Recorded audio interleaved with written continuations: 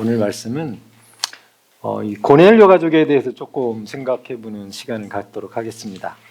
우리가 성경에 나와 있는, 사도행전에 나와 있는 이 고넬료 말씀은 우리가 너무나 잘 알고 있는 줄거리 너무 잘 알고 있죠. 그리고 고넬료 가족을 통해서 하나님께 주신 축복들에 대해서도 우리는 너무나 잘 알고 있습니다. 도대체 제가 궁금했던 거는 고넬료라는 사람이 어떤 사람이고 또 그 가족에게 주신 하나님의 축복이 왜 그들에게만 임했을까? 그런 생각을 갖게 됐고, 두 번째는 도대체 베드로를 초청해서 고넬료 가족들, 친구들이 그 말씀을 들었는데 도대체 뭐라고 베드로가 말씀을 전했을까? 여러분 읽어보셨어요? 도대체 뭐라고 했을까 궁금하더라고요. 아니, 주님에 대해서, 예수님에 대해서 전했겠지, 이 정도 추측이 되죠? 하지만 구체적으로 뭐라고 전하셨는지 궁금하지 않습니까? 그래서 좀 찾아보고 말씀을 주보에 좀 실어놓고 그랬습니다. 고넬료 가족에 대한 이야기는 사도행전 10장에 너무나 잘 나와 있습니다. 제가 고넬료가 어떤 사람이었는지 성경에 이렇게 나오는데요. 10장 1절 2절에 이렇게 표현하고 있습니다. 제가 읽어보겠습니다. 새 번역입니다. 가이사랴에 고넬료라고 하는 사람이 있었는데 그는 이탈리아 부대라는 로마 군대의 백부장이었다. 지금 이탈리아 밀라노에서 동계올림픽이 진행 중에 있습니다. 그 이탈리아 부대를 얘기하는 것이죠. 부대 이름이 이탈리아래요. 그러니까 이 사람은 유대인이 아닌 거죠. 이스라엘을 식민지 점령하기 위해서 로마 군대가 이렇게 와 있는 것입니다. 그 군대 이름이 이탈리아. 그리고 백부장이니까 자기 부하가 100명 정도 되는 것으로 추측이 됩니다. 그 다음에 2절에 보니까 그는 경건한 사람으로 온 가족과 더불어 하나님을 두려워하며 유대 백성에게 자선을 많이 베풀며 늘 하나님께 기도하는 사람이었다. 이 사람은 하나님하고 별로 상관이 없는 사람이에요. 이방인이야. 로마에서 건너온 사람이야. 그런데 유대인들이 믿는 하나님을 믿고 있는 거예요. 하나님께 기도했다. 그리고 온 가족이 하나님을 두려워했고 경건한 사람이고 의인이라고 표현이 되었고 또 늘 자선을 베풀었다. 유대 백성에게. 이거 쉽지 않은 일이죠. 그러니까 예를 들면은 일본 식민지일 때 일본인이 우리나라에 와서 군대를 이끄는 이렇게 군대 백부장이 일본 군대 대장이 조선 사람들을 자선을 베풀고 또 우리들이 믿는, 그러니까 그 당시에 이제 하나님이라고 한다면 그들 이스라엘 백성들이 믿는 조선 사람들이 이렇게 믿는 그런 그분을 기도하고 두려워하고, 예를 들면 그랬다는 거죠. 좀 이해가 안 되는 사람이죠. 자기 나라로 보면 좀 이해가 안 돼요. 하지만 이스라엘 유대인들로 보면 굉장히 고마운 사람이죠. 굉장히 고마운 사람이죠. 자기 나라를 위해서 애써주는 사람. 좋은 사람이죠. 그렇죠? 우리의 우방은 미국이죠. 미국에 와서 우리를 많이 도와주면 감사하죠. 그와 같은 거죠. 그런데 이 사람은 식민지 나라인데 거기 와서 그 나라를 도와주고 있는 사람이고 그들이 믿는 하나님을 두려워하고 기도했던 사람이다 라는 것입니다. 출발이 거기에요. 출발이. 그래서 하나님이 보시고 천사가 찾아와요. 천사가 찾아와가지고 이렇게 얘기하죠. 고넬료에게 네 기도와 자선 행위가 하나님 앞에 상달되어서 하나님께서 기억하고 계신다. 참으로 놀랐습니다. 하나님께서 이 고넬료를 기억하신대요. 고넬료를 기억하신답니다. 네 고넬료가 하나님께 늘 기도했다는 사람입니다. 여러분은 늘 기도하셔야 됩니다. 그리고 하나님께 기억된 바 되셔야 됩니다. 성경 전체를 보면 뭐에 관한 내용이냐면 성경 전체는 하나님의 가족에 대한 얘기입니다. 하나님의 얘기, 또 예수님에 대한 얘기, 또 하나님의 자녀들에 대한 얘기입니다. 그래서 어떻게 보면 하나님 가족에 대한 스토리예요. 전부 다. 이렇게 하나님께 기도했던 고넬료가 하나님께 기억된 바 되었다는 거예요. 그래서 하나님께서 이 고넬료에게 뭔가 정말 축복을 하고 싶으셨던 겁니다. 그래서 이방인인데도 불구하고 베드로를 초청해라 이렇게 천사를 통해서 탁 말씀하시죠. 어디 가면 베드로가 있을 거야. 근데 걔를 좀 데려와. 네 집에 데려와 가지고 좀 뭐라고 하는지 한번 들어봐 라고 말씀하셨어요. 하나님의 계획은 이 고넬료 가족을 축복하기를 원하셨어요. 이 정말 하나님을 두려워하고 하나님을 경외하고 또 하나님께 기도하는 이 존귀한 자, 이런 사람에게 뭘 줘야 되는가? 하나님이 고민하신 거죠. 뭘 줘야 가장 좋은 선물을 줄 수 있을까? 우리 자녀들에게 뭔가 좋은 걸 주고 싶은데 뭘 줘야 가장 좋을까를 고민하셨던 것 같습니다. 그래서 천사를 시켜가지고 베드로를 초청해라.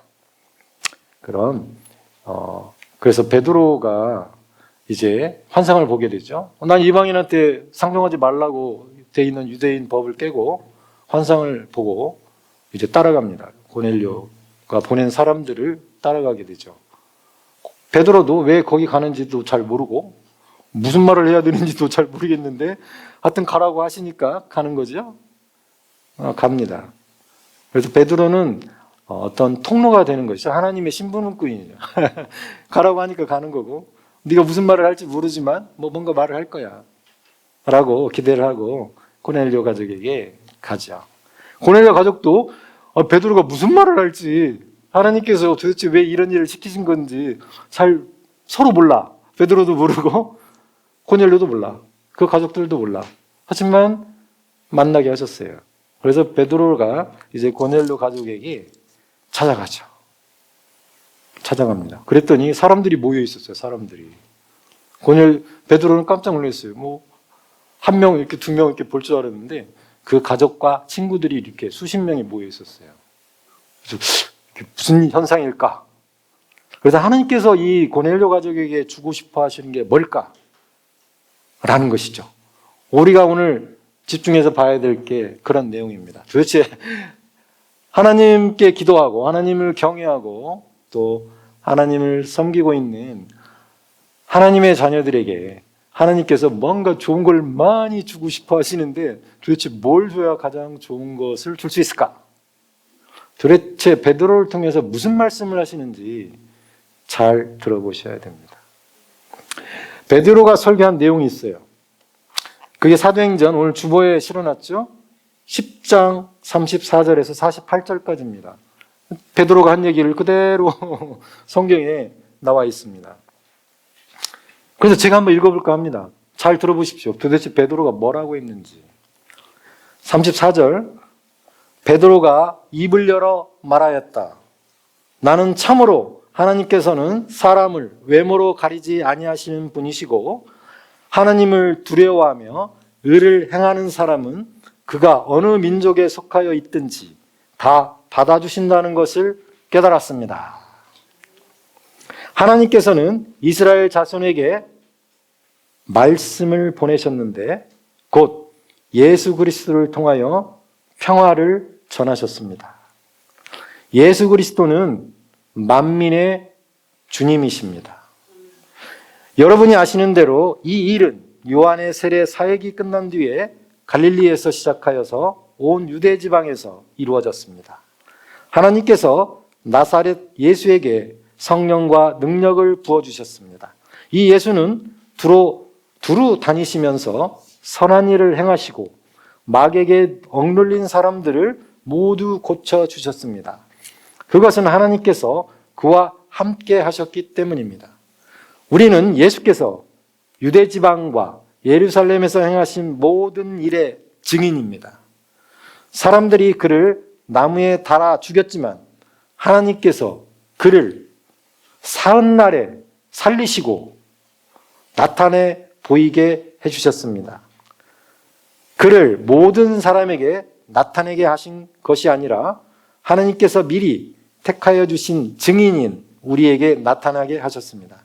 그가 죽은 사람들 가운데서 살아나신 뒤에 우리는 그와 함께 먹기도 하고 마시기도 하였습니다. 이 예수께서 우리에게 명하시기를 하나님께서 자기를 살아있는 사람들과 죽은 사람들의 심판자로 정하신 것을 사람들에게 선포하고 증언하라고 하셨습니다. 이 예수를 두고 모든 예언자가 증언하기를 그를 믿는 사람은 누구든지 그의 이름으로 죄사함을 받는다고 하였습니다. 베드로 설교 내용입니다. 44절에 베드로가 이런 말을 하고 있을 때 그 말을 듣는 모든 사람에게 성령이 내리셨다. 할례를 받은 사람들 가운데서 믿게 된 사람으로서 베드로와 함께 온 사람들은 이방 사람들에게도 성령을 선물로 부어주신 사실에 놀랐다. 그들은 이방 사람들이 방언으로 말하는 것과 하나님을 높이 찬양하는 것을 들었기 때문이다. 그때 베드로가 말하였다. 이 사람들도 우리와 마찬가지로 성령을 받았으니 이들에게 물로 세례를 주는 일을 누가 막을 수 있겠습니까? 그런 다음에 그는 그들에게 명하여서 예수 그리스도의 이름으로 세례를 받게 하였다. 그들은 베드로에게 며칠 더 머물기를 청하였다. 여기까지입니다. 하나님께서 베드로를 통해서 고넬료 가족에게 전하고자 하셨던 것은 첫 번째는 예수님입니다. 그분을 전하셨어요. 사흘날에 부활하신 것과 그분이 선한 일을 행하시고 이 땅에 말씀을 전하러 오셨던 것을 증언하게 하셨습니다. 그리고 죽은 자들과 산자의 심판자로 세우셨다는 것을 증언하라고 베드로에게 말씀하셨습니다. 그 다음에 하나님께서 주고 싶은 선물이 있었어요. 베드로를 통한 말씀과 또 하나 뭐예요? 어떤 선물이 고넬료에게 필요했을까요? 성령님입니다. 하나님께서는 고넬료 가족에게 성령을 주고 싶어 하셨습니다. 예수님을 증거하게 하시고 싶어 하셨고 그 다음에 성령을 주고 싶어 하셨습니다. 이 딱 두 가지입니다. 예수님이 아니고는 구원받을 자가 없다고 말씀하셨습니다. 그래서 가장 좋은 것을 이 고넬료 가족에게 주고 싶어 하셨는데 첫 번째는 예수님입니다. 그분을 믿게 하고 싶은 거예요. 두 번째, 성령을 받게 하고 싶으셨어요. 성령은 하나님의 영이시죠. 그래서 예수님을 믿게 하고 또 하나님의 영을 주고 싶어 하셨던 것입니다. 하나님께서 하나님의 자녀들로 택정된 사람들에게 가장 주고 싶어 하시는 것은 예수님을 믿게 하는 것입니다. 두 번째는 성령을 선물로 주시는 거예요. 하나님의 이 두 가지를 잊지 마시기 바랍니다. 여러분이 다른 사람들에게 뭔가 좋은 거를 주고 싶어 하신다면 첫 번째, 예수님을 전하십시오.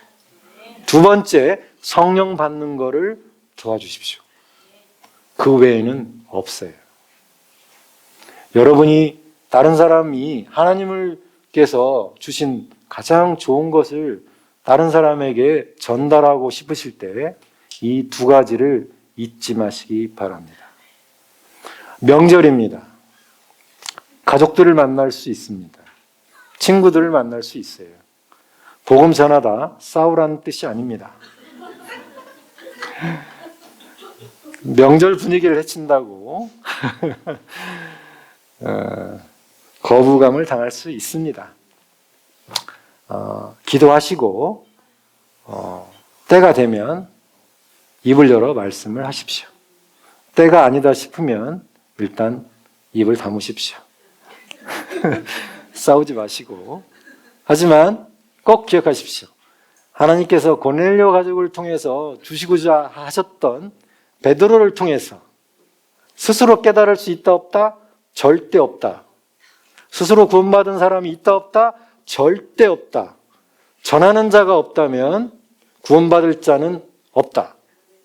그래서 선교사님들이 이 설에도 의뢰 선교를 떠나셨어요. 저희 병원도 두 팀이 떠났습니다. 복음을 전하러 누군가 전하지 않으면 스스로 구원받을 수 있는 사람이 아무도 없다. 예수님이 꿈에 나타나셔서 너 나 믿어라 하시기 전까지는 중동에서 가끔 일어난다고 하죠. 그러기 전에는 전하는 자가 없다면 절대로 구원받을 수 없습니다. 그래서 우리는 입을 열어야 돼요. 가장 적당한 때에 입을 열어야 됩니다. 아무 때나 열면 싸움 납니다. 반드시 두 가지를 주셔야 됩니다. 예수님을 전하시고 그 다음에 성령 받기를, 성령 받고 물 침례죠. 침례는 형식적인 거고 정말 중요한 건 하나님의 영을 받을 수 있도록 도와주는 것이 그 사람을 위해서 가장 존귀한 일입니다. 일하시는 곳에서, 직장에서, 교회에서, 가정에서 어디든 그 사람한테 가장 좋은 거를 주려고 노력하시기 바랍니다. 저희 직장에서도 그저께도 복음을 전하려고 이렇게 하는데 그분은 가끔 자기가 아쉬울 때마다 성당에도 가고 기분이 땡기면 교회도 가고 왔다 갔다 하십니다. 그래서 왜 당신은 왔다 갔다 하십니까? 한 곳을 선택하십시오. 저한테 선택하라고 하면 저는 교회를 가겠습니다. 주님을 영접시켜 주신 곳이 교회입니다. 그래서 저는 교회가 더 낫다고 생각합니다. 본인은 예수님을 영접하셨나요? 또 당신은 죽어서 어디 갈 것 같습니까? 이런 질문을 한 번씩 해보시기 바랍니다. 그랬더니 그 자매님은 잘 모르겠대요. 아이고 하셨어요. 아이고 하셨습니다. 성당에도 가고 교회도 갔는데 아무도 가르쳐주지 않았기 때문에 그렇습니다. 가슴이 아프죠? 크리스찬이 죽어서 어디 갈지를 모른다고 한다면 그게 크리스찬이 맞는지 예수님을 영접한 게 맞는지 다시 돌아봐야 합니다. 그래서 그분에게 전도지를 줄 수밖에 없었어요. 이걸 잘 읽어보시고 왜 예수님을 영접을 해서 그분과 하나가 되어야 되는지, 그리고 나중에 우리가 죽어서 어디로 가는지, 어디로 갈지 모른다가 아니라 주님 곁에, 하나님 곁에 가게 됩니다. 그게 하나님의 가족입니다. 가족이 되셔야 됩니다. 라고 이렇게 말씀드렸던 것 같습니다. 여러분도 정말 뭔가 좋은 거를 주고 싶은 분에게 예수님을 전하시고 성령을 받을 수 있도록 도와주시기 바랍니다. 설교가 끝난 게 아니고 주보를 봐주시기 바랍니다. 이 4단계로 좀 나눠봤습니다. 고넬료 얘기를 좀 4단계로 나눠봤어요. 첫 번째는 도대체 왜 하나님께서는 고넬료를 선택하셨을까라는 것입니다. 차별이 없으신 분입니다. 그분은 차별이 없으세요. 그래서 아까도 읽었죠. 사도행전 10장 34절 35절에 베드로가 입을 열었다. 나는 참으로 하나님께서는 사람을 뭘로 보지 않으신다고요? 외모를 보지 않으시는데 보시는 게 있다 라는 것이에요. 베드로의 고넬료의 뭘 보셨을까요? 하나님을 두려워하며 의를 행하는 사람, 그가 어느 민족에 속하였든지 다 받아주신다는 것을 깨달았습니다 라고 했죠. 외모를 보지 않으시는데 보시는 게 있다. 우리 속 사람을 보여주신다는 거예요. 우리의 중심을 보시고 그의 영을 보시고 갈렙의 영이 달랐던 것처럼 고넬료의 영을 보신 것입니다. 외모, 남녀노소 잘생겼는지 못생겼는지 어느 나라 사람인지 흑인인지 백인인지가 중요하지 않다. 하나님께는 그 영이 중요하다. 속사람이 중요한데 고넬료는 이런 사람이었다라는 것입니다. 하나님을 두려워하고 그의 영이 하나님께 기도하는 사람이었다. 자선을 베푸는 사람이었다. 자비로운 사람이었다라는 것입니다. 하나님은 그런 사람을 택하신다는 거예요. 택하신다는 것입니다. 마음에 합한 자 다윗을 선택하셨듯이 고넬료를 택하셨습니다. 하나님께서는 외모는 보지 않으신데 우리의 속사람을 반드시 보십니다. 여러분의 속사람이 시원찮았다면 절대로 하나님의 자녀로 삼지 않으셨을 것입니다. 여러분의 속사람이 이런 고넬료와 같았기 때문에 하나님의 자녀로 지금 이 자리에 와 계시는 것입니다. 그런 확신을 가지시기 바랍니다. 얼떨결에 와 있다고 생각하지 마시고 하나님이 자비하심으로 죄인인 나를 끌고 왔다고 생각하지 마시고 우리는 고넬료와 같이 선택된 사람들입니다. 그 속사람이 하나님의 말씀에 합한 자가 되어서 이 자리에 와 있는 것입니다. 그래서 존귀한 자고 또한 자부심을 가지시기 바랍니다. 우리는 고넬료와 같은 자예요. 로마서 3장 22절에도 곧 예수 그리스도를 믿음으로 말미암아 모든 믿는 자에게, 믿는 모든 사람에게 믿기만 하면 그게 남녀노소 누가 되었든지 하나님의 의가 미친다고. 근데 차별이 없다고 말씀하십니다. 슬라이드 주십시오. 시편 말씀을 한번 보겠습니다. 18장 25절에 이번 주 성경 말씀이죠. 주님께서는 신실한 사람에게는 주님의 신실하심으로 대하시고 흠없는 사람에게는 주님의 완전하심을 보이시고 깨끗한 사람에게는 주님의 깨끗하심을 보이시고 그렇습니다. 우리가 완전해서 여기 와 있는 건 아닌데 우리의 신실하심을 보시고 우리를 택하셨어요. 그게 하나님의 신실하심입니다. 하나님은 완전하시죠. 그래서 누구를 선택할 때 그 선택조차도 완전하세요. 우리를 잘못 택하지 않으셨어요. 하나님의 자녀들은 택한 자들입니다. 그래서 우리들을 택하신 것은 완전하신 거예요. 그 선택에는 후회하심이 없다는 뜻입니다. 자부심을 가지시기 바랍니다. 그래서 우리가 신실하면 하나님께서도 신실하게 되어진대요. 고넬료가 하나님께 기도했기 때문에 하나님께서 그를 택하셨어요. 하나님을 두려워하고 경외했기 때문에 하나님께서는 그 사람을 택하셨어요. 하나님이 우리를 먼저 사랑하셨지만 우리가 그분을 사랑해야 되는 이유는 그분의 사랑이 우리와 늘 함께 하시기 때문에 그래요. 하나님과의 우리의 관계도 원사이드 러브가 아니란 뜻이에요. 원사이드가 아니에요. 하나님의 아가페 사랑은 항상 우리에게 와 있어요. 그런데 우리가 하나님께 별로 드리는 게 별로 없어. 우리도 주님을 이렇게 사랑하시기 바랍니다. 주님을 사랑하시기 바랍니다.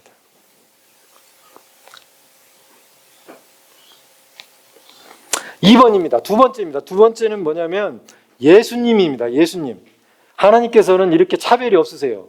그래서 이 고넬료 가족을 택하시고 그들에게 축복하실 때 예수님을 전하기를 원하셨어요. 그래서 베드로를 보내신 것입니다.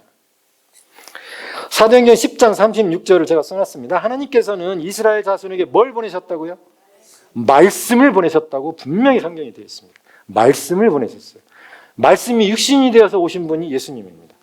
그래서 예수님을 보내주신 겁니다. 곧 예수 그리스도를 통하여 평화를 전하셨습니다. 하나님께서 주시고자 하신 것은 평화입니다. 평강이에요. 하나님의 생명이고 평강입니다. 예수 그리스도는 만민의 주님이십니다. 예수님이 주님이시라는 것을 이 고넬료 가족이 알기를 원하셨어요. 그래서 베드로를 통해서 정확하게 말씀을 전하시고 평강을 주시고 그분이 주님이시라는 것을 전하라고 베드로의 입을 통해서 말씀하신 것입니다.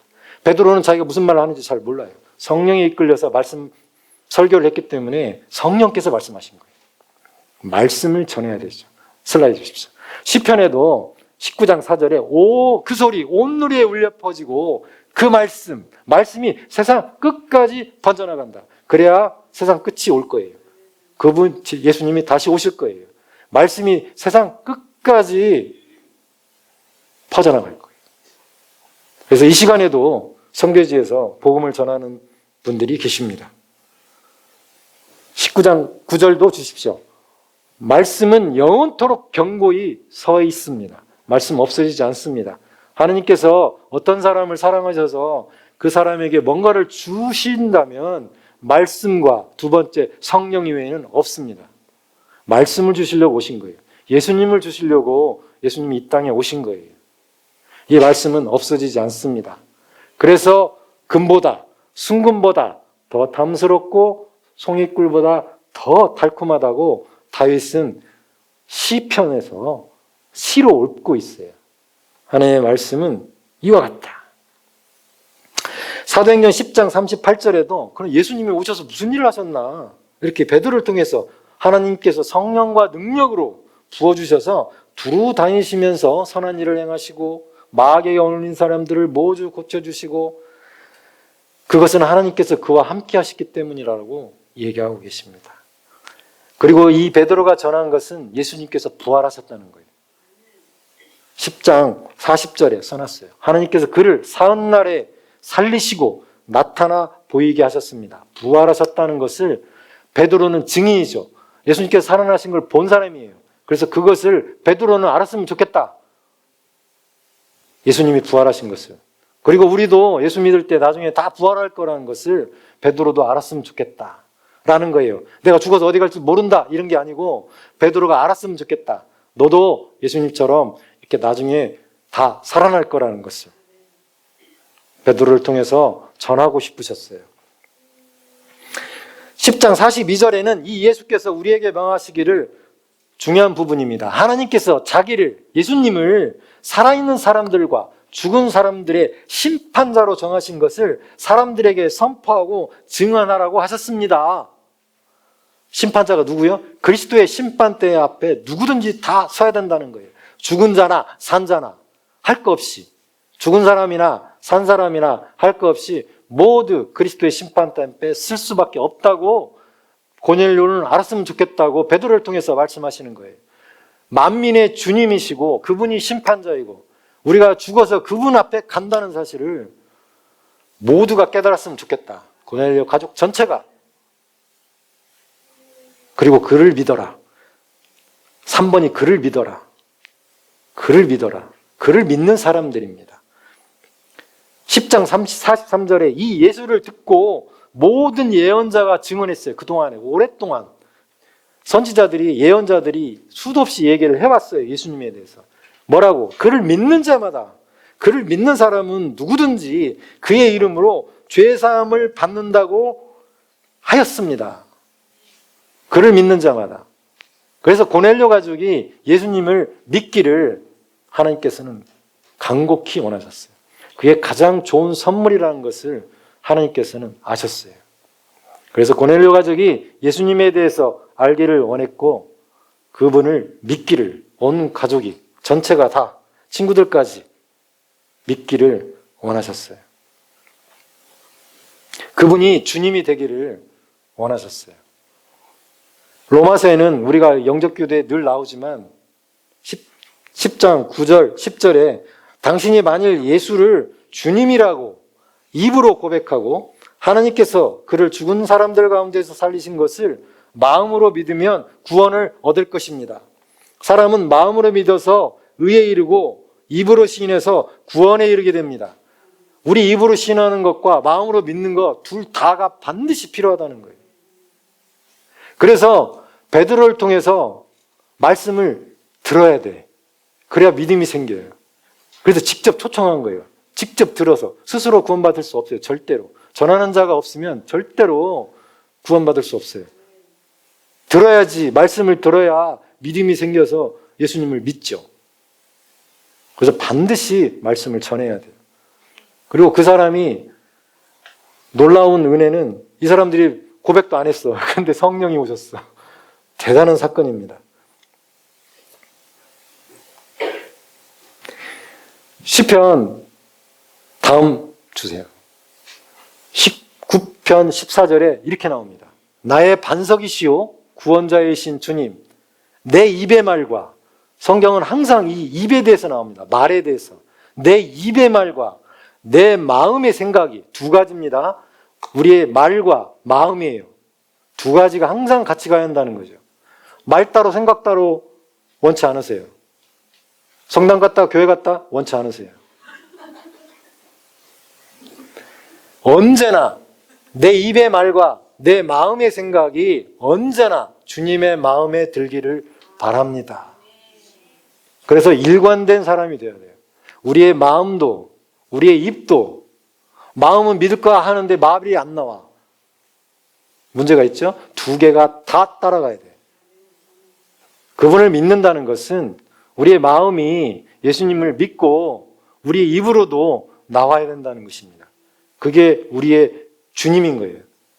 주라고 구원자와 주로 시인하고 예수님이 부활하신 걸 믿을 때 우리가 죽어서 그분 곁에 가는 거예요. 그리고 영생을 할 수 있는 것이죠. 그분의 부활을 믿지 못한다면, 사두개인처럼 부활이 없다 한다면 우리에게 무슨 소망이 있겠습니까? 그분이 주님인들 무슨 소망이 있겠습니까? 죽어서 지옥 간다면. 우리는 죽지 않습니다. 주님 곁에 갈 뿐만 아니라 영원한 생명을 가졌기 때문에 죽지 않습니다. 그분과 함께 영원히 살 거예요. 그래서 그분이 우리의 주님입니다. 지난주에 말씀드렸잖아요. 우리의 주인은 예수님밖에 없어요. 다른 데서 찾지 마세요. 우리 주인은 직장 상사를 함부로 하는 뜻이 아닙니다. 존중할 대상이죠. 하지만 우리의 진짜 주인은 예수님 외에는 없습니다. 전 슬라이드 주십시오. 그래서 그분이 우리의 힘이 되시고 주님을 사랑하십시오. 원사이드 러브 아니에요. 그분을 사랑하시라고. 그분이 우리를 먼저 사랑하셨어요. 고넬료가 하나님을 사랑했어요. 그래서 하나님이 고넬료를 사랑하지 않을 수가 없어요. 이방인인데도 불구하고. 원사이드 러브 없다고요. 다윗이 하나님을 사랑한다고 고백하잖아요. 그분이 나의 힘이고 반석이고 요새시고 바위고 방패고 구원의 뿌리고 나의 산성이라고. 그분이 하나님께서 우리의 주님 되신 예수님이 우리를 책임지신다고 지난주에 말씀드렸습니다. 우리를 책임지세요. 두려워하지 마시고 하나님의 가족은 두려워하지 마십시오. 우리의 입으로, 우리의 마음으로 아무리 복음을 전해도 입으로 못하는 사람들이 있어요. 실제로 복음을 전해보면 왜 그런지 아세요? 놀라운 일이죠. 왜 이게 두 개가 같이 가야 돼요? 절대로. 진료실에서 복음을 전해보면 오케이 했는데 안 따라, 영접기도 못 따라한다고 얘기하는 사람이 있어요. 정말이에요. 영적인 거예요, 정말. 우리의 마음으로 믿고 입으로 신인하는 게 얼마나 중요한지 두 가지가 항상 같이 가야 돼요. 하나만 절대 없어요. 예외가 없어. 구원도 스스로 절대 못해. 전하는 자가 없으면 못해. 기억하시기 바랍니다. 고넬료한테 이렇게 예수님을 믿게 하고 싶으셨어요. 하나님께서. 그리고 성령을 주고 싶어 하셨어요. 그 다음 네 번째가 성령 침례, 물 침례. 44절에 베드로가 이런 말을 하고 있는데 그들이 믿었는지 안 믿었는지도 모르겠어. 근데 막 성령이 내리셨어. 안 믿는 사람이 성령이 절대 오지 않으세요. 그들이 앉아서 베드로가 들으는 설교를 통해서 하나님의 말씀을 듣는 순간 그들에게 믿음이 왔어. 마음에. 고백도 안 했어. 근데 성령이 오셨어. 오순절날 성령이 내리듯이 고넬료 가족이 앉아서 말씀을 듣는데 그곳에 성령이 내리셨어요. 거기에 있는 사람들이 하나님의 말씀을 다 받았다 안 받았다? 받았다. 람바노했다. 믿었기 때문에 성령이 오실 수 있었던 거예요. 고넬료 가족이 듣고 나서 노 했으면 성령이 절대 안 오지 않으세요. 노 하는 사람한테 치고 들어가지 않으세요. 치고 들어가지 않으세요. 오케이 해야 들어오지. 오케이. 마음이 그분의 말씀을 받는 사람 외에는 성령을 받을 수 없어요. 그래서 고넬료 가족들이 듣기만 했는데 성령이 샥 오셨어요. 그 얘기는 그 온 가족들, 친구들이 하나님의 말씀을 다 받아들였다는 뜻이에요. 그게 은혜죠. 거기서 거부하는 사람도 있었을 텐데 하나님께서 큰 은혜를 주셔서 마음을 활짝 열게 하셔서 하나님의 말씀이 다 꽂히게 하셨어요. 예수님의 그분이 어떤 분인지 말씀을 람바노하게 하셨어요. 큰 은혜가 그 가족에게 임했죠. 그래서 그냥 성령이 오셨어요. 그랬더니 침례는 당연한 거다. 물침례는. 그래가지고 예수 그리스도의 이름으로 세례를 베풀었다 이렇게 돼 있죠. 예수 그리스도의 이름으로. 여러분이 어떤 일을 할 때 뭐든지 예수 그리스도의 이름으로 침례하시고 예수 그리스도의 이름으로 손을 얹으시고 예수 그리스도의 이름으로 축복하시고 예수 그리스도의 이름으로 쫓아내시고 그렇게 하시기 바랍니다. 이렇게 이것이 바로 하나님께서 하나님의 자녀들에게 주고 싶어 하시는 두 가지예요. 예수님을 주님으로 받아들여라. 두 번째, 성령을 주고 싶어 하세요. 왜? 옆에서 도와주고 싶으니까. 주와 합하는 자는 한 영이기 때문에 우리 영 스스로는 온전할 수 없다는 걸 하나님께 너무나 잘 알고 계세요. 그래서 하나님의 영인 성령을 직접 우리에게 보내주시고 우리와 함께 동역하기를 원하세요. 내가 한 것 같은데 내가 한 게 아니라는 뜻이에요. 그분의 도움 없이는 완전하지 않아요. 우리나라가 동계올림픽 현재 14위예요. 금메달 하나 때문에 14위입니다. 최가온이라고 스노보드에서 금메달을 땄습니다. 17살이고 고등학생이죠. 고등학생이에요. 17세. 근데 그 자매가 1차 시기에서 꼬꾸라졌어요. 꼬꾸라져가지고 실려 나갔어. 근데 두 번째 또 나왔어. 왜 기자들이 막 다 놀랬어. 실려 나갔는데 다시 2차 시기를 하러 또 나왔어. 대단하다. 두 번째 하다가 마지막에 또 넘어졌어. 꼬꾸라진 게 아니라 그냥 넘어졌어. 완성하지를 못했어. 세 번째 나와서 포기하지 않고 또 나왔어. 금메달을 땄어. 아무도 상상을 못했어, 상상을. 그래서 왜 그랬을까? 그 자매, 왜 최가원이라는 고등학생이 금메달을 땄을까? 이 학생은 포기하지 않았어요. 다쳤는데 금메달 메달 거는데 쩔뚝거리고 나갔어. 쩔뚝거리고 다리를 쩔뚝거려. 근데도 금메달을 땄어요. 아픈데 아픈데 2차 시기를 나왔고 2차 시기에서도 실패했고 마지막 3차 시기에 나왔는데 성공했어. 그리고 금메달을 땄어요. 1등을 뒤집어 버렸어. 1등을 뒤집었어. 그 3연패 하려고 나온 미국 그것도 무슨 킴이더라고요. 한국 사람 같아. 근데 그 걔가 이 가온이를 많이 격려해 주더라고요. 잘했다고. 넌 할 수 있다고. 그런 얘기를 2차 시기 다쳤는데 그 걔한테 해주는 거죠. 언니. 스노보드 언니예요. 걔가 아니면 나이가 3연패 금메달 딸 텐데 그게 아니고 이 아이가 동생이 금메달 따기를 더 원했던 거죠. 자기는 2번이나 땄으니까 이번 3번 따나 안 따나 뭐 별 상관이 없어. 근데 이 아이가 정말 가능성이 있기 때문에 따기를 원했어요. 그래서 할 수 있다고. 근데 정말로 3차 시기를 잘 마무리하고 금메달을 땄어요. 제가 어제 영상을 여러 번 봤어요. 놀라워요. 우리가 한 번 실패했다고 다리를 쩔뚝거리면서 2차에 나왔다니까요. 또 실패했어. 근데 그만할 맛 헛법도 안 돼. 또 나왔어. 그래가지고 금메달을 땄어. 우리는 이렇게 돌아보게 돼요. 나는 왜 우리는 두려워하지 않는가. 우리는 실패를 가끔 두려워할 때가 있다라는 거죠. 하지만 이 아이는 겁이 없는 건지 대단한 건지 뭐가 달랐기 때문에 그럴까? 과연 성경적으로 하나님의 말씀에 비춰서 영이 달랐다. 영이. 이 자매에게는 제가 곰곰이 생각해 보니까 9살 때부터 스키를 탔어요. 보드를 탔어요. 근데 너무 재밌게 탔어요. 너무 이 보드를 즐겁게, 재밌게. 그리고 다른 언니들이 시도해보지 않은 기술들도 막 시도하고 그랬어요. 그래서 어떻게 보면 달인이 된 거예요. 나름대로는 달인이야, 정말로. 그래서 너무 재밌어요. 그리고 확신을 가지고 있었어. 확신. 여러분 확신을 가지라는 뜻을 지금 하려고 제가 이 얘기를 꺼내는 거예요. 우리 정체성에 대한 확신을 가지시라고요. 승리자라는 확신을 가지시라고요.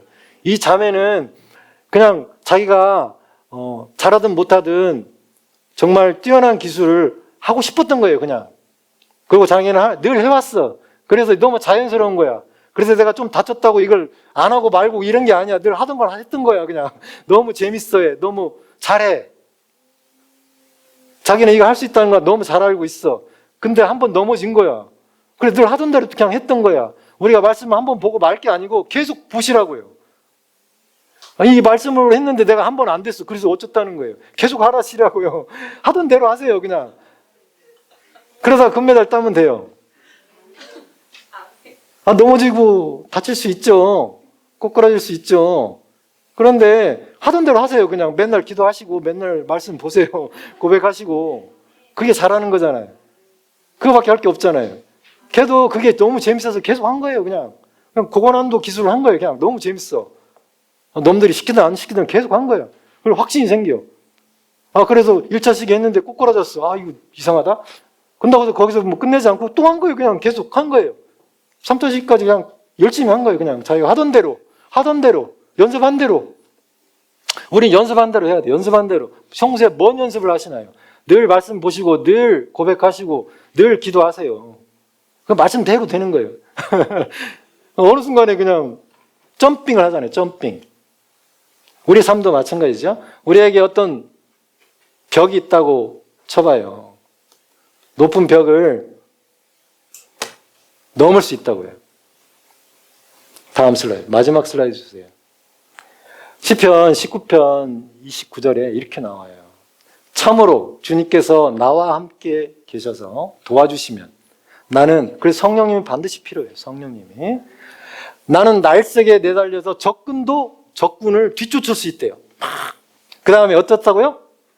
높은 성벽도 뛰어넘을 수 있습니다. 이 최가은 고등학생처럼 높은 벽을 그냥 뛰어넘을 수 있어요. 근데 하루아침에 되는 게 아니고 날마다 해야 돼. 걔가 연습을 얼마나 많이 했겠어요. 재밌어가지고 9살 때부터 지금 17살 때까지 8년 동안 얼마나 보드를 열심히 탔겠어요. 재밌게. 여러분, 말씀을 보시고 기도하실 때 재밌게 하세요. 하기 싫어서 억지로 하지 마시고 힘들면 가서 주무시고 그리고 이 아이처럼 재밌게, 걔는 정말 재밌게 타요. 재밌어야죠. 우리도 말씀을 보고 기도하실 때 늘 재밌게 하세요. 재밌게. 그러다 보면 그래서 한 번 넘어졌은 게 어쩌라고요. 걔가 한두 번 넘어졌겠어요? 연습하면서? 그래서 걔에게는 아무것도 아니에요. 그래서 세 번째 또 꼭 쩔뚝거리고 또 나왔어. 그래서 상 받는데도 쩔뚝거리고 나가. 그걸 후원한 사람들이 있대요. 그 가능성을 보고 후원한 사람들이 있어요. 여러분, 높은 성벽도 뛰어넘을 수 있어요. 올해는 전전하고 다스리고 승리하는 한 해예요. 그래서 우리 샌딩송에 나오잖아요. 시온에서 나팔소리, 하나님의 군대에 대해서 나오고 전진하는 거 나오잖아요. 멈추시지 마세요. 우리는 멈추는 자들이 아니에요. 그 아이가 금메달을 딸 수 있었던 것은 확신이에요. 여러분도 확신을 가지세요. 우리 안에 확신이 있어요. 우리가 하나님의 자녀라는 확신과 우리 다시 거듭났다는 새로운 피조물에 대한 확신이 있어요. 하나님의 가족에 대한 확신이 있어요. 그래서 늘 승리할 수 있다는 확신이 있어요. 기도하겠습니다. 하나님 아버지 감사합니다. 우리 고넬료 가족에게 정말 하나님께서 주고자 하셨던 예수 그리스도와 성령님을 우리도 우리 주위에 있는 사람들에게 전하기를 원합니다.